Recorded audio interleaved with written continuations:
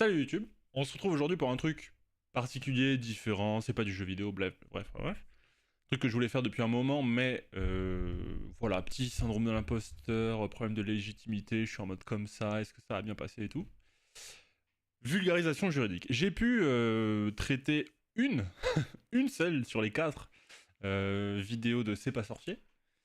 Les autres étant été strike, voilà, enfin bon, on comprend, France TV, tout ça, bisous d'ailleurs. Mais là, c'est moi, c'est ma création, c'est mon sujet, c'est moi qui fais ce que je veux. Et le but, c'est non pas de faire un cours, bien sûr, sur une notion de droit, pas du tout, parce que déjà, j'ai pas la prétention d'être prof. On a pu me dire que j'étais pas mauvais pédagogue, mais je laisse ça à ceux qui ont dit ça par le passé. Là, c'est pas du tout. Et puis en plus, c'est pas du tout une discussion qui va arriver, c'est juste un monologue de moi-même envers vous sur une notion. Aujourd'hui, l'initiation porte sur ce truc, et on va l'appeler ce truc, d'accord? L'état de droit, avec un E majuscule, parce qu'on parle de l'État, le pays, le gouvernement, machin, ça. Et donc la notion d'état de droit. Et bien sûr, parce qu'on est des petits rigolos, l'état de droit, c'est quoi? Feur. Hein, voilà. Ce sera, voilà, blague qui restera dans les annales, bien sûr. Le point de départ de cette réflexion, c'est quoi? C'est l'actualité, évidemment, et le fait que, que ce soit aujourd'hui, que ce soit il y a plusieurs mois, parce que mine de rien, les sujets que j'ai pris et les captures d'écran des différents sites que vous voyez là ont plusieurs mois. Mais le sujet, c'est toujours le même. L'état de droit, cadre juridique de la démocratie. Ok. France Inter. Le 1 Hebdo, qui est un hebdomadaire papier, mais aussi apparemment en ligne, mais ça, je suis pas sûr pour le en ligne. L'état de droit est-il menacé? France 24, état de droit. J'ai juste tapé ça dans la barre de recherche, il m'en est sorti plusieurs sujets. Toute l'Europe, donc ça, c'est plutôt un site web qui se concentre sur l'actualité au sein de l'Union européenne. Mais pas que, puisque ça traite aussi de l'actualité qui peut avoir lieu entre l'Union européenne et le reste du monde, bien sûr, tant que le sujet c'est un peu l'Union européenne ou un de ses constituants. Mes sources sont un peu anciennes, entre guillemets, mais l'avantage de ce sujet sur l'état de droit, c'est que, quelle que soit la date à laquelle on se penche, dans le temps, depuis environ, je sais pas, je dirais un paquet d'années en fait, il y aura des sujets d'actualité sur l'état de droit. Ouais. Alors, j'aurais pu commencer par là. Et en fait, cette paire-là, l'Union européenne et l'état de droit, c'est intrinsèque, c'est très très lié. Pourquoi? Parce que avoir un État qui a comme forme de fonctionnement l'état de droit, c'est un prérequis pour adhérer à l'Union européenne. Or, on sait que la Hongrie est membre de l'Union européenne, mais on sait aussi que la Hongrie ne respecte pas trop cette notion d'état de droit. Et là, vous vous dites, oui, ok, mais alors NX, c'est quoi l'état de droit? Eh bien, deux définitions différentes. La première, la plus accessible, entre guillemets, puisqu'il vous suffit de taper sur internet état de droit, et vous tomberez plus ou moins sur cette définition, à savoir celle de Wikipédia. L'état de droit est un concept juridique, philosophique et politique qui suppose la prééminence, donc le fait d'être au-dessus, dans un état, du droit sur le pouvoir politique, très très important, ainsi que le respect par chacun, gouvernant et gouverné, donc gouverner c'est vous et moi, hein, parce que moi je suis pas gouvernant, enfin, à part de moi-même, et c'est déjà pas mal. Et les gouvernants, ce sont généralement les hommes et femmes politiques. Et donc le respect par chacun, gouvernant et gouverné, de la loi. Ceci constitue une approche où chacun, l'individu comme la puissance publique étant... Merde, il faut pas que je le bouge, je suis trop con. L'État, avec un E majuscule, on y revient, est soumis à un même droit fondé sur le principe du respect de ses normes. Source Wikipédia. L'autre définition que je vous ai mise, c'est celle issue du lexique des termes juridiques, édition 2016-2017, d'Alloz. Donc, elle a bientôt 10 ans, mais l'avantage de ce genre de notion, c'est que leur définition ne change pas vite. Donc, il n'y a pas de problème là-dessus. Expression traduite de l'allemand Rechtsstaat, état de droit, hein, littéralement, employée pour caractériser un état dont l'ensemble des autorités politiques et administratives, centrales et locales, donc par exemple centrale ce serait nos ministères, local ce serait nos préfectures, par exemple, agit en se conformant effectivement aux règles de droit en vigueur et dans lequel tous les individus bénéficiant également de libertés publiques et de garanties procédurales et juridictionnelles. Les garanties procédurales, c'est notamment toutes les règles de procédure qui peuvent encadrer une affaire judiciaire, qu'elle soit pénale, civile, administrative. Et les garanties juridictionnelles, c'est notamment, par exemple, le droit à un avocat. En droit français, l'état de droit s'incorpore techniquement dans le principe de l'égalité. Pas abusé non plus. Donc, avec ceci, on en déduit quoi? On en déduit que il y a la prééminence du droit sur le pouvoir politique. Ok? Première base. Ensuite, le respect par chacun de la loi. Ce qui est quand même mieux, hein? Parce que après ça évite les problèmes, tout ça. Et donc, de tout ça, en constitue un même droit fondé sur le principe du respect de ces normes. Ça, c'est très important. Et c'est ici. La hiérarchie des normes. Donc on se retrouve avec, pour 3 conditions pour définir qu'un État est un État de droit. Ces conditions, c'est la hiérarchie des normes, on va voir ce que c'est, l'égalité devant le droit, ou au regard du droit, si vous préférez, et l'indépendance de la justice. Et alors ça c'est quelque chose. La hiérarchie des normes, ça veut dire quoi? Vous n'êtes pas sans savoir, j'espère, que tout le reste de la présentation portera sur le droit français, bien sûr. Je n'ai pas fait le droit de façon générale et générique, mais appliqué à la France. Vous n'êtes pas sans savoir qu'il existe au sein de notre État divers textes de loi. Qu'on va caler tout ça sous le terme de réglementation. Okay. Ces réglementations, grosso modo, on est en mesure de les répartir en 4 grands blocs. Donc c'est notre machin au centre, la pyramide des normes. Donc il faut imaginer une pyramide avec à son sommet le bloc de constitutionnalité et ensuite en dessous chacun des autres blocs que vous voyez à l'écran. Et là vous me dites, oui d'accord c'est bien mignon, mais pourquoi c'est dans cet ordre déjà et pourquoi une pyramide? Alors, pourquoi? Parce que la hiérarchie des normes et la pyramide des normes impliquent que chaque norme, chaque réglementation, doit être en accord avec celle qui lui est supérieure. Or, la norme première, initiale si vous voulez, de la 5ème République en France, c'est la Constitution de 1958, qui est ici, qui est un constituant fondamental, une brique de base, c'est une des pierres du sommet de la pyramide. Tous ces constituants, si vous voulez, forment un bloc qu'on qualifiera d'uniforme, au regard duquel tous les autres textes en dessous doivent être conformes. Il n'est pas possible, une loi qui est contraire à la Constitution ne doit pas exister. Pour qu'une loi soit applicable et appliquée, et qu'on puisse me reprocher de commettre une infraction au regard de cette loi, il faut que cette loi, elle soit, entre guillemets, légale, c'est-à-dire constitutionnelle, et qu'elle soit conforme à la constitutionnalité, ou plutôt à tout le bloc de constitutionnalité. Donc on se retrouve avec constitutionnalité au sommet, enfin tous les constituants du bloc de constitutionnalité au sommet, et la logique de base veut que juste en dessous on ait la loi, et encore en dessous on ait le règlement. Pourquoi? Parce que le règlement ce sont... Donc le bloc de légalité c'est les lois ordinaires et constitutionnelles. Une loi constitutionnelle c'est une loi qui vient préciser un morceau, une disposition de la Constitution. Les ordonnances, ce sont... on en a... mais la vidéo, ça doit être une des vidéos, c'est pas sorcier, qui n'a pas pu sortir. Une ordonnance, c'est l'habilitation par le Parlement, donc l'Assemblée nationale et le Sénat, donnée au pouvoir exécutif, donc au ministère, de prendre des lois. Donc il y a une loi d'habilitation qui est donnée, qui est votée par le Parlement, qui dit au ministère, sur tel sujet et dans tel laps de temps, vous pouvez rédiger et faire passer une loi, et pas un arrêté. Et ensuite, il y a une autre... et ensuite, on repasse devant le Parlement pour c'est la loi de... Je perds le nom, c'est très con. Mais grosso modo, il faut que l'ordonnance, elle soit validée à nouveau par le Parlement. Les règlements autonomes, donc ce sont les règlements qui ne correspondent pas à l'article 37 de la Constitution. Donc tout ça, c'est le bloc de l'égalité. Donc toutes ces lois, on va utiliser le terme générique de loi, doivent être conformes à la Constitution. Sauf que cette pyramide des normes, elle nous dit aussi que le bloc qui est tout en bas, c'est le bloc réglementaire. Le bloc réglementaire, ce sont les arrêtés ministériels, préfectoraux, municipaux. Un arrêté municipal, c'est un maire d'une commune du sud-est qui met en place des dispositions particulières pour le remplissage des piscines, par exemple.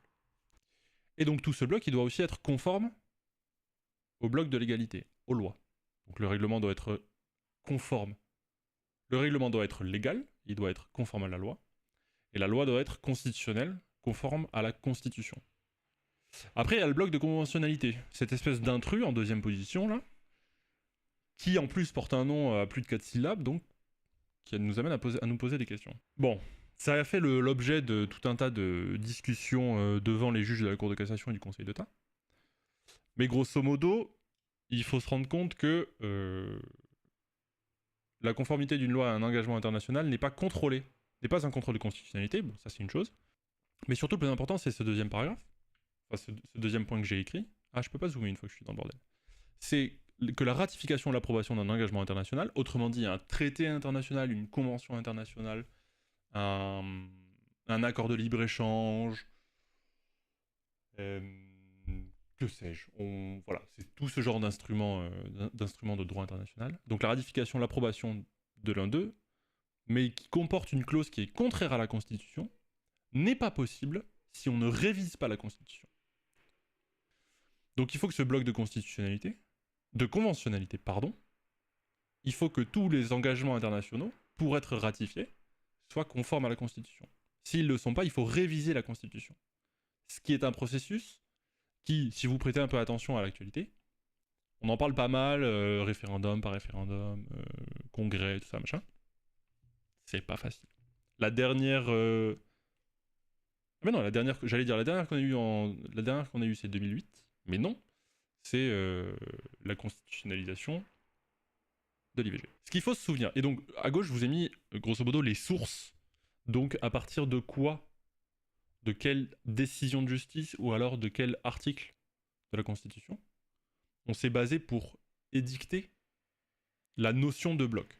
Bien, donc on se retrouve avec, dans notre état de droit, cette notion de pyramide des normes et de hiérarchie des normes, dans laquelle chaque règle de droit doit être conforme à celle qui lui est supérieure. Mais c'est pas tout. L'égalité devant le droit. L'égalité devant le droit, ça veut dire quoi? Déjà, l'égalité de qui devant le droit? Bah de tous les sujets de droit. Ok? Je rappelle à toutes fins utiles que ce qui se cache derrière la bulle que je viens d'ouvrir, ce n'est pas une hiérarchie, ok? C'est une présentation des choses. Et les conditions, c'est pas condition 1, c'est pas condition number 1, number 2, number 3, ok? Il n'y a pas de hiérarchie non plus. C'est une présentation sans hiérarchie. Les trois conditions sont indépendantes, et il faut remplir les trois pour avoir un état de droit. Il n'y en a pas une qui pèse plus que l'autre. Bien. Donc les sujets de droit, qu'est-ce que c'est? Bah alors, d'un côté, on a les personnes physiques. Vous, qui regardez cette vidéo, moi, mes parents, mes amis, ma famille, que sais-je. Mais nous sommes des personnes physiques. Je pense que la notion est limpide, est claire d'elle-même. Et puis il y a les personnes morales. Les personnes morales, c'est quoi? Bah en fait, c'est tous les groupements de personnes physiques constitués dans un but. D'un côté, on a les personnes morales de droit public, donc qui sont en fait l'État, les préfectures. C'est le représentant de l'État dans le département. Mais l'université est aussi une personne morale de droit public. Pourquoi? Parce que c'est l'arrangement, la création par l'État et par la rencontre de plusieurs personnes physiques d'un établissement. Alors, il est physique cet établissement, puisqu'il a des murs, il a des locaux. Mais dans l'absolu, il n'y a pas besoin de locaux. On l'a bien vu en période de Covid. L'université s'est faite sans locaux. Mais c'est une personne morale. Elle n'existe pas. On ne peut pas toucher l'université. Oui, on peut toucher les murs, mais c'est pas pareil. Okay. Et puis vous avez les personnes morales de droit privé, qui sont sans doute les plus faciles à comprendre. Une société, celle pour laquelle vous travaillez peut-être, sauf si vous êtes fonctionnaire. Et encore, vous êtes fonctionnaire, donc vous êtes salarié d'une... non, vous êtes fonctionnaire d'une personne morale de droit public. Les associations sont des personnes morales, les clubs de sport, et ensuite, j'en passe et des meilleurs. Quoi. Donc tous ces sujets de droit, toute cette ribambelle de personnes, doit avoir les mêmes droits et les mêmes devoirs et les mêmes capacités devant le droit. Principe de l'égalité. l'activité de l'État est fondée sur le droit. Donc il ne fait pas ce qu'il veut. Si je lis ce principe de façon extrêmement claire. Il ne fait que ce qui lui est possible de faire selon le droit. Mais alors ça veut dire quoi? Ça veut dire que, au regard du droit administratif, l'administration, c'est quoi? C'est l'État. Elle est soumise au droit. Ok? Donc ça veut dire qu'elle ne peut pas vous imposer quelque chose arbitrairement, en le décidant elle-même. Comment dire? Si je prends un exemple. Vous voulez renouveler votre titre d'identité, votre CNI. Ok? Pour cela, il faut vous rendre en mairie, demander à... Comment on dit? À renouveler ce titre-là. Et donc vous avez un formulaire à remplir, avec des pièces à donner, justificatives à donner. Par exemple, je sais pas moi, un extrait de votre acte de naissance, un justificatif de domicile, une photo d'identité, machin. Bon. Tout ça, c'est fondé sur le droit. Et les agents de l'État et l'administration ne peut pas dire ben en fait, il me faudrait en plus l'avis d'imposition d'il y a 10 ans. Pourquoi? Parce que c'est pas dans le droit. Ce n'est pas un prérequis. L'administration est soumise au droit. C'est-à-dire que ce qu'elle fait, elle le fait parce qu'elle en a la capacité donnée par le droit. Sachant que, un truc qu'il est important de rappeler, c'est que le droit auquel on est soumis, c'est nous qui l'avons mis en place. Quand je dis nous, c'est les citoyens français, par le biais de leurs représentants à l'Assemblée nationale et au Sénat. Et donc ça rejoint la hiérarchie des normes, puisque si l'administration est soumise au droit, le droit qu'elle crée elle-même, elle ne peut pas créer quelque chose qui soit contraire à ce qu'elle a déjà créé. Ce serait un peu bizarre. Et on en viendrait à une situation où on n'a pas de sécurité juridique, parce qu'on ne sait pas quel est le droit applicable ou pas. Quand je dis on, c'est les personnes physiques qui sont... Enfin, les justiciables, donc tout ça là. Les sujets de droit personnes physiques. Qui sont pas forcément juristes. Et ça, c'est plus souvent le cas que ça n'est pas le cas. Mais donc, ce principe de l'égalité, il a un autre pendant en droit pénal. Donc le droit administratif, c'est le droit des relations entre les personnes physiques, vous et moi, et les personnes morales de droit public. Le droit pénal, c'est quoi? C'est le droit qui régit les infractions pénales, donc envers la société. Et alors là, il y a un principe extrêmement important, c'est nul comportement ne peut être réprimé sans être prévu par la loi. Source, article 8 de la Déclaration des droits de l'homme et du citoyen, qui, on le rappelle, fait partie du bloc de constitutionnalité. Donc qui est au sommet de notre hiérarchie des normes. Et donc ça veut dire quoi? Ça veut dire que, puisque le droit pénal, c'est en fait l'opposition entre moi qui ai commis une infraction suffisamment grave pour porter atteinte à la société, de façon générale. Je veux dire, si jamais je suis le coupable de meurtre, j'ai quand même tué quelqu'un. En plus d'avoir lésé des individus, je leur ai supprimé un membre de leur famille, j'ai aussi lésé la société parce que cette personne-là apportait quelque chose à la société. Et cette personne était aussi membre de la volonté nationale qui a établi le droit par la représentation nationale. Je sais, ça va un peu loin, mais c'est pour vous donner un ordre d'idée du degré de réflexion qu'on peut avoir. Donc, en droit pénal, j'ai lésé la société. Mais si ma loi n'établit pas le crime de meurtre, alors je ne peux pas être puni, je ne peux pas être réprimé pour meurtre, parce que ça n'existe pas dans la loi. Mais donc, et là vous vous dites, ok, mais alors je vois pas trop l'action de l'État là-dedans. Eh ben, c'est simple. L'État crée le droit, la loi, et en plus de ça, au cours d'une affaire pénale, il y a quand même un personnage principal qui est le procureur, qui est le représentant de l'État et de la société à cette affaire, et qui va, à un moment donné de l'affaire, demander à ce que vous soyez... comment on dit? À ce que vous soyez quoi? À ce que vous soyez accordé, non c'est pas le bon terme, mais vous avez l'idée, une peine. Il va requérir, faire une réquisition. Et cette réquisition, elle doit être en conformité avec la loi. Si le crime de meurtre prévoit une peine de prison de 10 ans et 15 000 euros d'amende, je n'ai pas les dispositions du code pénal. Alors, Le procureur ne pourra pas vous, à moins qu'il y ait des circonstances aggravantes bien sûr et des cas spéciaux, mais il pourra pas vous faire une réquisition qui ne demande qu'un an d'emprisonnement par exemple. On se retrouve donc avec d'un côté notre hiérarchie des normes, on se retrouve avec l'égalité devant le droit, et puis on en revient au troisième puntos, l'indépendance de la justice. Les magistrats ne peuvent pas être influencés par un autre pouvoir, qu'il soit législatif ou exécutif. Eh oui, parce qu'on le rappelle, il y a un petit gars, je crois qu'il s'appelait Montesquieu, un truc du genre, qui a dit, non, il a pas dit, mais il a écrit plutôt, qui a établi la séparation des pouvoirs. Donc la séparation du pouvoir législatif, la capacité de faire les lois, le pouvoir exécutif, la capacité de faire appliquer les lois, et le pouvoir judiciaire, le pouvoir de juger ceux qui enfreignent les lois. Ok ? Pour être indépendant, il faut qu'il soit indépendant des deux autres pouvoirs, le législatif ou l'exécutif. Dans les faits, vous vous doutez bien que l'exercice de leur travail, il est influencé par le pouvoir législatif ou exécutif, puisque, par exemple, au hasard, le budget de la justice, il fait partie du budget de la France pour une année donnée, donc il est voté à l'Assemblée nationale. Est-ce que cette influence est tolérée ? Bien sûr, puisque sinon, on ne pourrait pas fonctionner. En fait.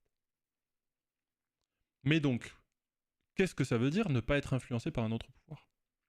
Ça veut notamment dire que la position du juge ne peut pas être...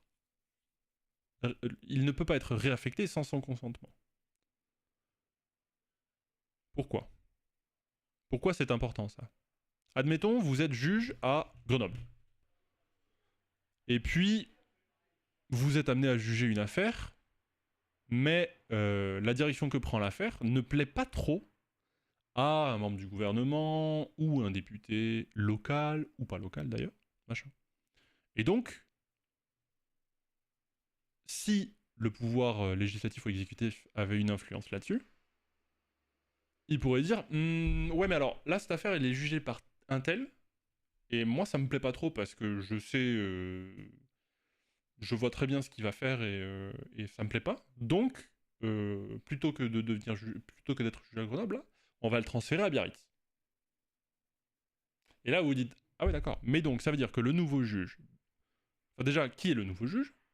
En général, dans cet exemple théorique, le nouveau juge, il serait un peu à la botte du pouvoir exécutif ou législatif. Donc, ta sécurité juridique, ton impartialité, elles sont où ? Nulle part. C'est que de l'arrangement entre copains, quoi.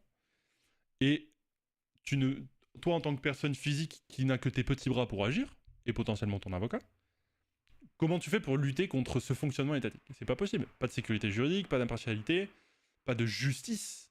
Ça met à mal l'intégralité de la notion de justice. Quand on parle des juges ici, on parle des juges, donc les magistrats du siège, ceux qui vont juger les affaires, ceux qui, dans l'imaginaire collectif, ont le marteau et tapent sur leur bureau, ce qui n'arrive pas en France. Ce qui est emprunté des États-Unis. Et de l'autre côté, on a le parquet, le ministère public ou les procureurs. Donc ce sont les représentants de l'État dans une affaire notamment pénale. Il est sous l'autorité de sa hiérarchie et du ministère de la Justice. Ah oui, autre chose, mais parce que ça couvre... Donc par exemple, ici, l'indépendance est indissociable. Donc l'indépendance des magistrats est indissociable de l'exercice de fonctions juridictionnelles. Autrement dit, si vous exercez des fonctions juridictionnelles, donc vous êtes juge, vous devez être indépendant. Et donc, on a ainsi dégagé par deux décisions du Conseil constitutionnel un principe d'indépendance des juges non professionnels. Par les juges non professionnels, je crois qu'on compte les conseillers prud'homaux. Pour le tribunal de commerce, je ne sais plus comment ça se passe. Mais les conseillers prud'homaux, c'est ceux qui règlent les litiges entre employés et employeurs. Voilà. Ça, c'est très important. Là, il y a la notion de conseil constitutionnel, l'indépendance du conseil constitutionnel, qui est garantie par la Constitution. Donc, on le rappelle, le sommet de notre pyramide des normes. Voilà, au bloc. Pour les juridictions administratives, ah oui, donc pour les juges administratifs, Là, c'est garanti encore une fois par les principes fondamentaux reconnus par les lois de la République, par une autre décision du Conseil constitutionnel. Principes fondamentaux qui sont, on le rappelle, au sein de notre bloc suprême, le bloc de constitutionnalité. Et de l'autre branche de l'indépendance de la justice, après qu'on ait vu que les magistrats ne peuvent être influencés par un autre pouvoir, c'est le fait que les magistrats sont impartiaux. Ils ne doivent pas être influencés par leurs préjugés ou opinions. Ça veut dire quoi? Ça veut dire que dans une affaire, notamment pénale, il existe un juge qui va faire en sorte de créer tout le dossier, à charge et à décharge. Mais il en existe un autre qui va siéger et rendre le jugement. Ça, c'est pour garantir l'impartialité. Parce que si celui qui opère la fonction de poursuite trouve un certain nombre d'éléments, mais en même temps, il vous piffre pas trop, si c'est lui qui doit vous juger, l'impartialité, vous pouvez vous la mettre là où vous pensez, je pense. Et ça, dans un état de droit, négatif. Négatif. Pour que les magistrats soient impartiaux, notre loi, notre droit, prévoit certaines incapacités à juger. Donc, ce qu'on appelle prosaïquement très largement les conflits d'intérêts. Admettons, vous portez plainte contre une entreprise, qu'est-ce que je pourrais dire, pharmaceutique, mais pas pour un médicament, mais plutôt pour une prothèse, par exemple. Une prothèse qui vous a causé d'autres problèmes de santé. Et en fait, il s'avère que le juge voit par exemple sa femme travailler Non, pas sa femme. Voit un membre de sa fratrie travailler au sein de l'entreprise contre laquelle vous agissez, vous estez en justice. Oh, bah là, il y a peut-être un petit conflit d'intérêt quand même. Donc, la loi prévoit une incapacité à juger. Et là, on va dire, ce juge-là, c'est non. Pour la simple et bonne raison que il n'est pas en mesure d'exercer sa fonction avec une impartialité totale. Et il existe également une procédure de récusation des juges. Donc c'est la faculté pour les parties à un procès de dire, en cas de doute, je préfère qu'on change de juge pour m'assurer l'impartialité de l'affaire dans laquelle je vais être amené à intervenir. Pardon. Et oui, parce que vous, en tant qu'individuel, vous ne connaissez pas l'intégralité du background de l'histoire du juge, mais l'avocat, qui lui a l'habitude de se présenter devant la cour, il le connaît mieux.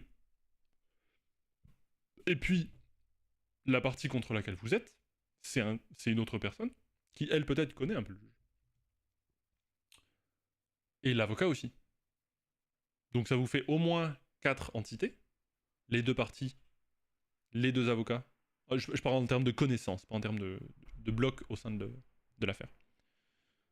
Qui sont en mesure de récuser le juge pour s'assurer de l'impartialité complète de l'affaire. Parce que c'est quand même mieux d'avoir une justice qui est impartiale, parce que ça vous assure que... Enfin, impartial, c'est un peu juste, quoi. Okay, ça assure un plus haut niveau de justice que s'il n'y avait pas d'impartialité. Deuxième pan de cette impartialité, le droit d'appel est un moyen d'assurer un jugement impartial. Pourquoi? Parce que l'affaire est rendue. Le jugement, vous, dans notre histoire de vous porter plainte contre une entreprise pharmaceutique pour la prothèse qui vous a causé d'autres santé. Et puis,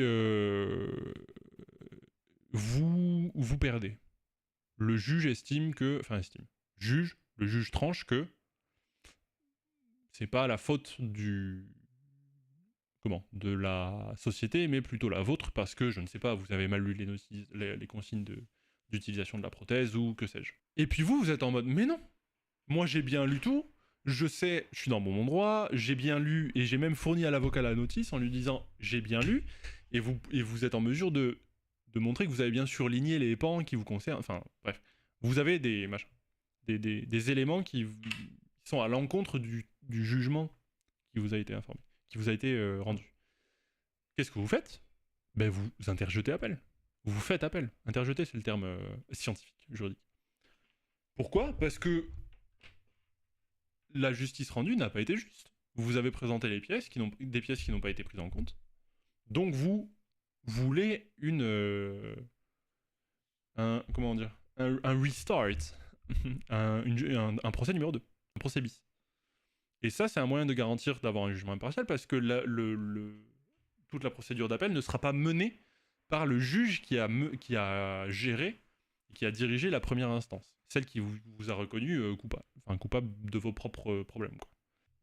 Et donc le droit d'appel, c'est un moyen de s'assurer que la justice, notre justice, elle est impartiale. Et en plus de ça, comme c'est deux juges différents, c'est deux juges qui sont indépendants, puisqu'on le rappelle, les juges, là où le parquet est sous l'autorité de sa hiérarchie du ministère de la Justice, il n'y a pas d'autorité. Les juges ne sont pas chapeautés par... Enfin, il y a une organisation des juges, mais il n'y a pas de boss des juges qui viendrait dire à tel juge, bah toi tu fais pas bien ton travail, machin, tout ça. C'est la justice qui dit au juge qu'elle fait pas bien son travail, notamment par l'appel. Et ensuite la cassation, si jamais il devait y avoir. La Cour européenne des droits de l'homme, donc la fameuse CEDH, dégage une impartialité subjective de notre objectif de son arrêt, machin. Donc l'impartialité subjective, c'est l'impartialité du juge lui-même, et de ses convictions notamment. Donc il doit faire fi de toutes ses croyances, de tous ses préjugés, toutes ses opinions, tout ce en quoi il believe, pour rendre son jugement. Et vous avez la justice, enfin, l'impartialité objective, qui est issue de la construction de la justice. La justice avec un J majuscule, hein, toute l'institution justice. Et des garanties offertes pour offrir l'impartialité. Et donc tout ça nous donne une justice qui, de par ses magistrats, donc de par les personnes qui font la justice, de par sa construction juridictionnelle, doit être indépendante pour garantir un état de droit. Au même titre que une égalité des gens et des personnes physiques, personnes morales devant le droit, et de l'application de ce droit de façon juste, et non pas arbitraire. Le principe de l'égalité. Et pour finir, tout ça, ça vient quand même, entre guillemets. Il n'y a pas de relation de cause à effet entre les trois conditions, hein. Il n'y en a pas une qui découle de l'autre. Elles sont toutes indépendantes. Mais évidemment, on peut voir beaucoup de liens entre elles. Vous vous retrouvez donc avec cette hiérarchie des normes où un arrêté ne peut pas être contraire à une loi, qui ne peut pas être contraire à la Constitution, mais qui ne peut pas être non plus contraire à un engagement international. Parce que l'engagement international, il a été déclaré conforme à la Constitution pour rentrer dans notre ordre juridique. Voilà un peu ce qu'est l'état de droit en 45 minutes, sans rentrer dans les détails de fou, sans nommer une jurisprudence, sans nommer quoi que ce soit, parce que je le rappelle, le but c'est pas de vous farcir le crâne avec des trucs desquels vous allez sans doute pas vous souvenir, mais c'est plutôt de vous donner un panorama de ce que c'est. Parce que je le rappelle, l'état de droit, c'est quoi? Bah c'est faire. Non, c'est très important. Et moi, j'y suis attaché. Je me suis rendu compte aussi, pas assez récemment, mais encore de plus en plus que il y a un nombre tas de dérives de par le monde, et en France aussi, envers l'état de droit, qui me fait grincer des dents. Voilà. Donc, je me suis dit, on est combien? On est 70 millions maintenant de citoyens français. Si on enlève la frange 0-17 ans, eux sont pas trop concernés par cette question, mais vont être amenés à l'être. Donc ce serait bien de savoir ce que c'est pour eux, que cette notion-là, qu'est l'état de droit. Et puis il y a tout le reste, où on est tous majeurs, plus ou moins vaccinés, mais surtout en majorité en possession de nos droits civiques, à savoir de notre capacité à voter. Et ce serait bien d'être en mesure de voter pour des partis, des gens, des institutions qui respectent cette notion d'état de droit. Voilà. 45 minutes de blabla. Si vous avez compris, je suis ravi. Si vous n'avez pas compris, ça me fait chier, mais c'est sans doute ma faute. Je vous invite à poser toutes les questions que vous pouvez avoir dans la section des commentaires qui est en dessous, bien sûr. Hein, bien sûr. Juste en dessous du petit pouce bleu, du petit abonnement, il y a la description, puis ensuite il y a les commentaires. À tous ceux qui vont me dire ouais, mais t'as pas traité de ça, t'as pas traité de ça, t'as pas traité de ça, t'as pas mentionné telle jurisprudence, machin. Oui, je sais. Et c'est voulu. Peut-être parce que je les connaissais pas, mais sans doute parce que j'ai décidé de les ignorer pour ne pas complexifier la chose. Parce que je le rappelle, le but c'est une initiation à la notion et non pas un cours. Déjà, j'ai mis 45 minutes, c'est pas mal. Et là, vous avez du rap pour les contingences administratives, entre guillemets. Donc faites avec, mais n'hésitez pas surtout à commenter. Et les critiques doivent être constructives. Si c'est juste pour me dire, ouais, c'est à chier, ou alors encore insérer le parti politique que vous voulez, ce genre de choses, bon, bah, vous pouvez vous procurer un œuf, quoi. C'est pas comme ça qu'on fera avancer la société. Voilà, sur ce, des bisous. N'oubliez pas de propager. Je suis dans la description, il y a les différents réseaux sociaux sur lesquels je suis, à savoir Blue Sky X, YouTube et Twitch, parce que ce sont des réseaux sociaux, qu'on le veuille ou non. Et à la limite, vous pouvez aussi proposer des sujets que vous aimeriez que je traite dans la description. Hydratez-vous. Bisous à tous.